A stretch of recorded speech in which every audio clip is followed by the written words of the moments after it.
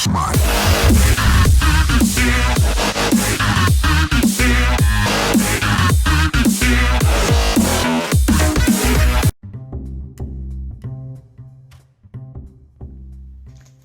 ¿Qué tal? Bueno, en mi calendario, no sé en el de ustedes, hoy es 8 de marzo del 2021. Hoy se conmemora algo importante, y no estoy diciendo algo solamente de grado despectivo. Hoy se conmemora el Día Internacional de la Mujer, un día que tiene historia. Muchos dicen felicidades. Yo entendería que es un estamos con ustedes. No violentamos la idea que tienen de manifestarse, pero sabemos que su manifestación nos beneficia a todos. Es necesario que las mujeres hablen, griten y exhiban el mundo que quieren, porque creo que al decirlo, exhiben el mundo en el que podríamos vivir de manera armoniosa. Por allá del siglo XIX, a finales del siglo XIX, principios del siglo XX, entre 1907 y 1909, y más adelante hasta después de la Segunda Guerra Mundial, el Día de la Mujer tiene que ver con conmemorar las muertas en una textilera en Nueva York. Digamos que sería una conmemoración a mujeres jóvenes, que incluso la mayor no tenía más allá de 45 años, mujeres que por X o por Y situación se sintieron económicamente desprotegidas y fueron a una textilera donde se violentaron sus derechos humanos. Y una vez que violentas los derechos humanos, se violentan todos los derechos que gustes. Los civiles, los políticos, los económicos, los familiares, todos. Una vez que violentas los derechos humanos, agredes a todas las categorías de derechos que la Ilustración, que todo el proceso histórico y desarrollo civilizatorio de la humanidad nos ha dado.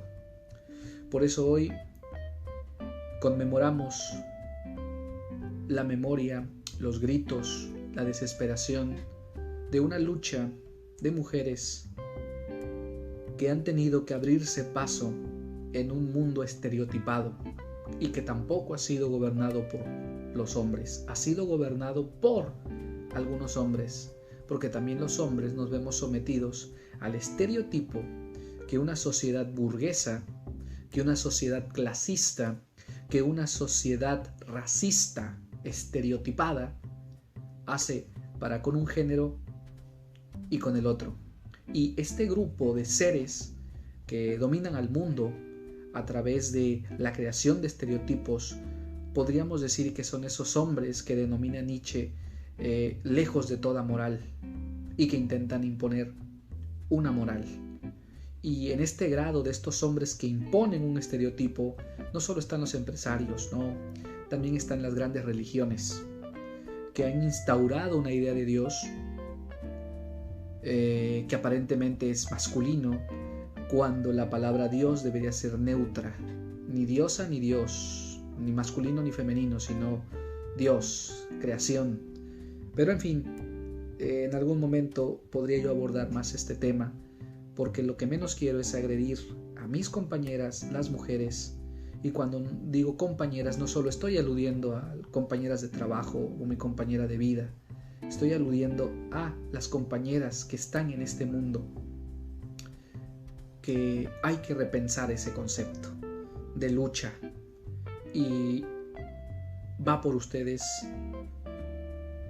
Griten, pero también guarden silencio para escuchar los gritos que vienen de otras voces y de otras gargantas que muchas veces se hacen nudo. Gracias por escuchar esto. Vamos a empezar con un tema que es el tema del ser humano. Para abordar el tema del ser humano voy a hacer ciertas precisiones. Primer precisión: esto es un trabajo, una actividad propia para el sexto semestre del CBETI 192. Yo doy los grupos de recursos humanos, laboratorista clínico y programación, pero quien lo considere pertinente de mis compañeros de cátedra, la maestra Mayel y la maestra Delfina, lo pueden usar, no hay ningún problema. Y cualquier otro que tenga este material, adelante, que lo ocupe, que lo utilice. Una vez que salió al mundo, ya nada me pertenece.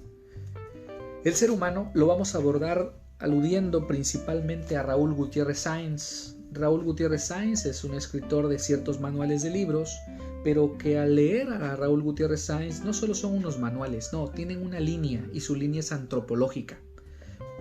Su línea que establece Raúl Gutiérrez Sáenz tiene que ver con repensar a la filosofía desde un carácter antropológico, porque se puede hacer filosofía de las matemáticas, filosofía del presente, filosofía del número, filosofía de muchas cosas, de la ciencia.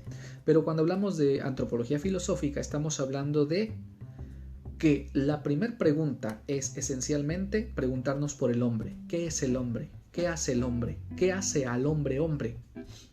Pero además estaremos aludiendo a algunas cosas como el alma en Aristóteles o en Tomás de Aquino. Estaremos aludiendo también al alma en Platón, por ahí a los pitagóricos, a través de esta obra de Raúl Gutiérrez Sáenz. Primeramente, hombre es, por definición, el que mide, o sea, el que establece medidas, el que nombra. Humano es aquel integrante de la especie que está poblando el planeta, que está poblando esta tierra, que está poblando este horizonte. Entonces dice el ser humano. ¿A qué alude la frase el ser humano? El ser humano quiere decir que además de lo físico que estás viendo, hay un ser debajo. Hay un ser que se fragmenta en pensamiento, en sensaciones, en sentimientos, en creencias, en cosmovisiones. Entonces el ser humano es aquel individuo, o sea, que no se divide, pero que dentro de él cohabitan la materia y el espíritu, la figura y la forma. Y para ello, Raúl Gutiérrez Sáenz establece la antropología filosófica. ¿Qué es la antropología filosófica? Es lo que estudia el hombre en sí. Es decir, la pregunta que se establece para decir de dónde vino el hombre, qué hace al hombre hombre, cuáles son esos elementos que al hombre lo hacen coexistir, es decir, esos elementos naturales, esos elementos cosmogónicos. Para ser más precisos, la antropología es ¿qué es el hombre? Y muchos dicen, el hombre es la medida de todas las cosas, Protágoras, con respecto a una sociedad, según Protágoras. El hombre es un ser para la política, ¿no? ¿Qué dice Platón en la República? El hombre es aquel ciudadano que de un estado natural, de caverna, transita a un estado de formación, de recuerdos, porque eso será la escuela para Sócrates, recordar. Y el hombre finalmente será ese ciudadano que se dejará guiar por un filósofo gobernante, por un hombre que establecerá las líneas para que todos alcancen la semejanza. Y en el libro quinto de la República se habla de la semejanza entre hombres y mujeres, por ejemplo, en el gimnasio y en la gimnasia, ¿no? Bien, otras ciencias estudian al hombre, pero lo estudian por fuera. La economía, la antropología cultural. Aquí hay dos antropologías, la antropología cultural y la antropología filosófica. La antropología cultural tiene que ver con las creaciones del hombre, mientras que la antropología filosófica es una pregunta por el hombre subyecto. ¿Qué quiere decir el hombre subyecto? Es decir, la pregunta que va a llevar a descubrir a un hombre que está por debajo del hombre que vemos. La psicología tiene mucho que ver con la antropología filosófica porque pregunta por ese inconsciente o ese subconsciente. y lo hace en función de un yo, que es un centro. El yo es un centro, pero ese centro está compuesto de un inconsciente y de un subconsciente. Y no solo Freud se plantea esto, también se lo plantea en el diálogo de Fredo o de la belleza, se lo plantea Sócrates, ¿no? Platón a través del personaje central que es Sócrates. También lo hace Freud, también lo hace Piaget, también lo va a hacer Pestalozzi, también lo va a hacer Pavlov, ¿no? Con el conductismo, también lo hará el autor de El hombre unidimensional. Si me equivoco en el nombre del autor, lo corregiré en el otro video, Althusser. Si me equivoco, en el otro lo diré. O sea, tengo el libro a la mano, pero no lo distingo de aquí. Entonces, bueno, yo lo menciono así. Pero también hay un hombre social, político, filosófico, ¿no? En Weber, Max Weber, en la obra El científico y el filósofo. Perdón, científico y el político, ¿no? Entonces, las ciencias, hay ciencias que estudian al hombre por fuera, es decir, al hombre que crea política, sociedad, cultura, pero ese hombre que también se pregunta por el interior, la psicología. La psiquiatría no. ¿Por qué no? Porque la psiquiatría lo que busca es preguntar por el hombre, pero curarlo desde afuera con una medicina. Mientras que la psicología lo que hace a través de la terapia o a través de las estrategias conductuales es sacar a ese hombre que está cubierto y que hay que desvelarlo, hay que exhibirlo. Entonces, la antropología filosófica, según Raúl Gutiérrez Sáenz, es esa idea de preguntar al hombre quién es. ¿Y qué es el hombre? Puede ser libre, puede ser amor, puede ser belleza. Es decir, todo eso que el hombre no exhibe de un solo golpe. Y para ello empieza trabajando sobre dos cosas: el yo empírico y el yo profundo. El yo empírico en Raúl Gutiérrez Sáenz es eso que vemos: color de ojos, color de piel, extensión de cabello, masa, altura, peso, tonalidad de voz, pigmentación de los ojos. Es ese yo empírico que en Aristóteles es accidente, que en Aristóteles hasta el género masculino femenino es accidente, no es definitorio en Aristóteles. Pero el yo profundo es ese ser que está en el hombre, pero que no aparece a simple vista. Cuando tú dices yo conozco a alguien, estás siendo totalmente falso. No conocemos en su totalidad a alguien.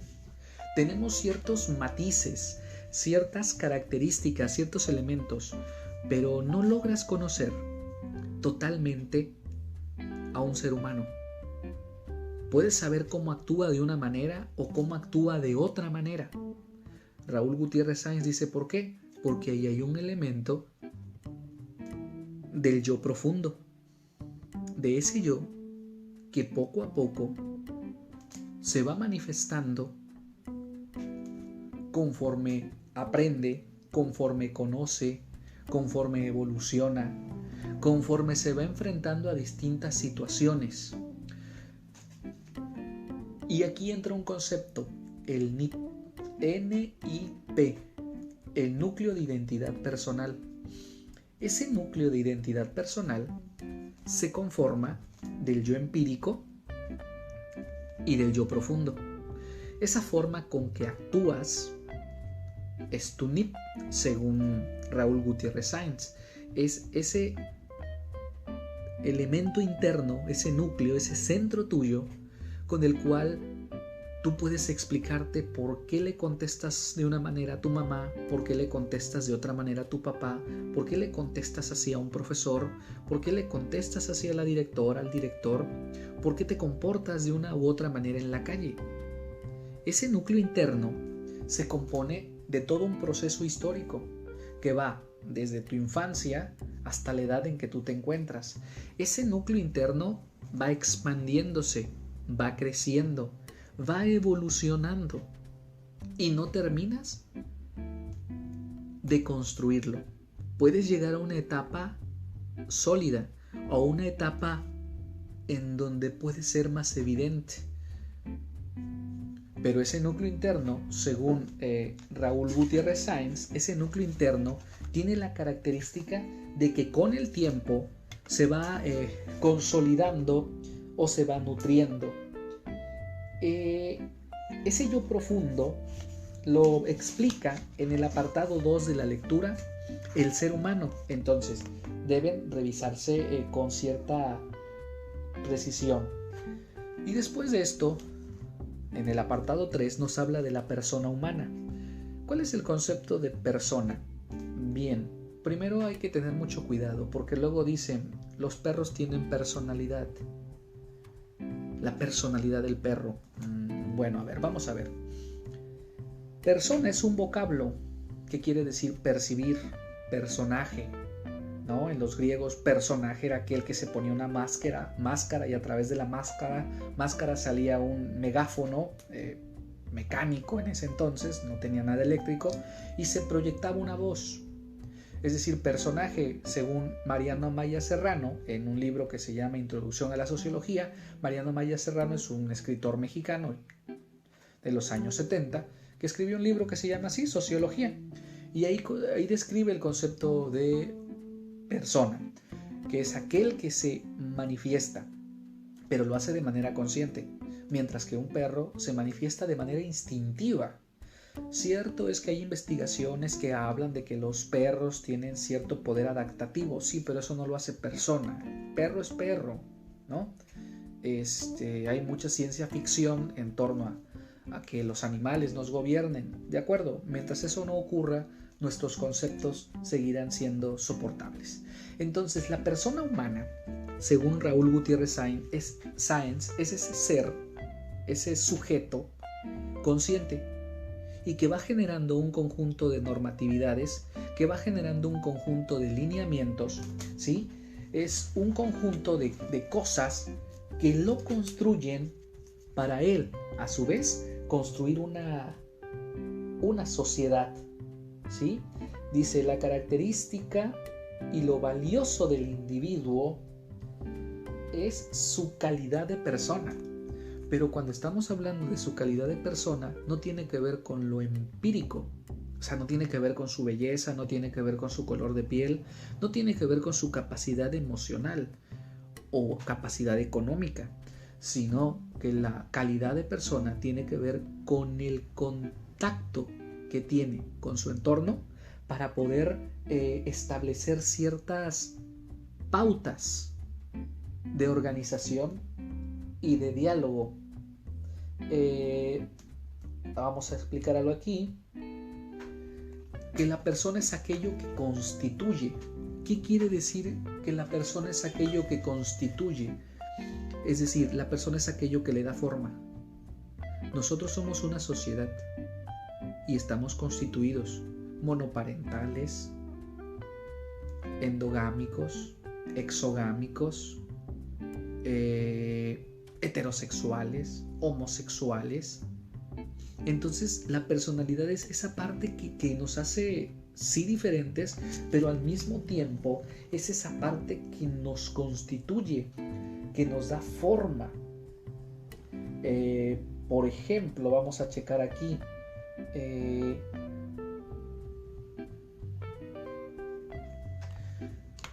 Cuando hablamos de la persona humana, tenemos que hablar de lo profundo, sus valores, pero no entremos a esa versión cursi del valor, que es el respeto, la honestidad. No, espérate, esas son normas de conducta.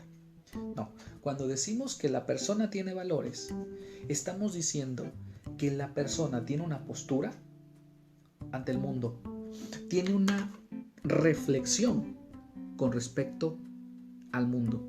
Y aquí lo vamos a dejar para hacer el video 2.